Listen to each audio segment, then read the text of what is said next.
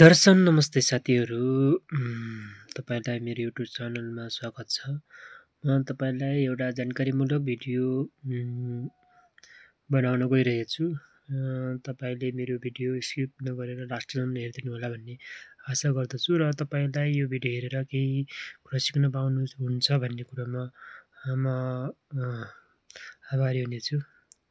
सर्वप्रथम यो जो मोमो किडुवा पतङ्गा जो पुतलीको जो लार्भा हुन्छ त्यसले चाहिँ लागिसकेपछि मौरी भागेर जाने, घर छोडेर जाने सम्भावना बढी भएको हुन्छ।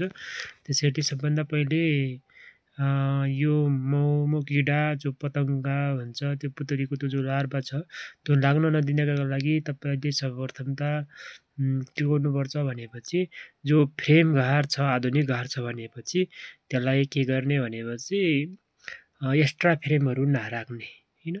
जति मौरीले कभर गर्ने छ त्यति मात्रै राख्ने। यदि मुढे घर छ भने पनि मुढे घरको जो बाँकी जो छ त्यो जो चाकाहरू छ त्यो चाकाहरूलाई बर्सातको समयमा बढी यो मोमो किरा लाग्ने कारणले गर्दा बर्सातको समयमा यसलाई के गर्ने भनेपछि निकालिदिने हैन। वर्षा समयमा निकालिदिने। खास गरी यो स्ट्रङ कोलोनीहरूमा अथवा स्ट्रङ जो ज्यादा मौरी छ त्यसमा चाहिँ लाग्दैन। यो चाहिँ अलि कम त्यसपछि कम भएको मौरीहरूमा चाहिँ यो के गर्छ भनेपछि लाग्ने काम गर्छ। मौरी कम छ भने, सङ्ख्या कम छ भने चाहिँ यो लाग्छ। सबभन्दा पहिले यो चाकाहरू जो पोलाहरू छ त्यसलाई जति मौरीले कभर गरेको छ त्यो त्यति राखे मात्रै अनि त्यो चाहिँ उसमा चाकाहरूमा घुस्न पाउँदैन।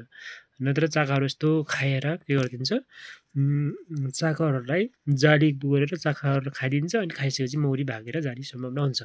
त्यसकारणले तपाईँ यदि मोमो किरा लागिसकेछ भनेपछि त्यसलाई राम्रोसँग साफ गरिदिनु होला। घरको तल माथि जो छ लागेको छ त्यसलाई साफ गर्नु होला। अनि जो मोमो किरा छ त्यसलाई चाहिँ निकालिदिनु होला। यसलाई तुरुन्तै निकालेर यसलाई फेरि के गर्न सकिन्छ भनेपछि उपयोग गर्न पनि सकिन्छ है। यसलाई चाहिँ कति कम खाछ अनि धेरै कम खाछ भने यसलाई के गर्न सकिन्छ फेरि यसलाई उपयोग गर्न सकिन्छ। यसलाई मारेर यो मर्छ हैन। यसलाई मर्नका लागि तपाईँलाई म आइडिया सिकाउँछु। भिडियो चाहिँ हेरिदिइरहनु होला। जसरी यसरी लागेको हुन्छ यसै खाएको हुन्छ भित्रभित्रै प्वाल पारेको हुन्छ हैन।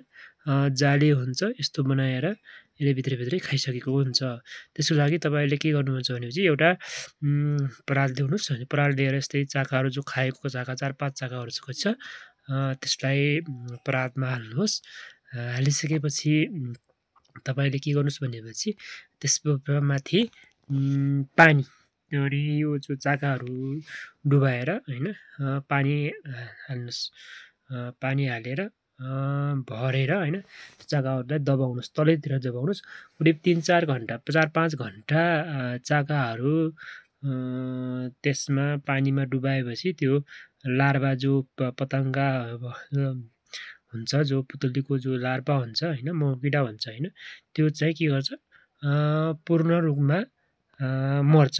मरिसकेपछि फेरि त्यही चाकाहरू लगेर तपाईँले चाहिँ त्यही चाकालाई फेरि नयाँ घरमा अथवा जहाँ अब तपाईँले उ गर्नुहुन्छ त्यसलाई युज गर्न सक्नुहुन्छ। फाल्न हुँदैन। यसरी पानीको तल दबाएर यसरी ढुङ्गाले छेकेर कमसेकम 3-4 घन्टा राखेपछि यसलाई फेरि उपयोग गर्न सकिन्छ। सबभन्दा चाहिँ लाग्नै नदिनको लागि चाहिँ तपाईँले उ गर्नु होला हैन। मौरीहरूलाई बारम्बार चेक गर्ने हैन, हेर्ने निरीक्षण गर्ने अनि त्यसपछि एक्स्ट्रा फ्रेमहरू कभर नगर्ने फ्रेमहरू नराखिदिने हैन। अनि त्यस्तो गरेपछि तपाईँको मौरी भागेर जाने सम्भावना हुँदैन। यो पनि मेरो मौरी चाहिँ मैले हेर्न लिएर गएर यो चाहिँ मौरी भागेर गएको हो हैन।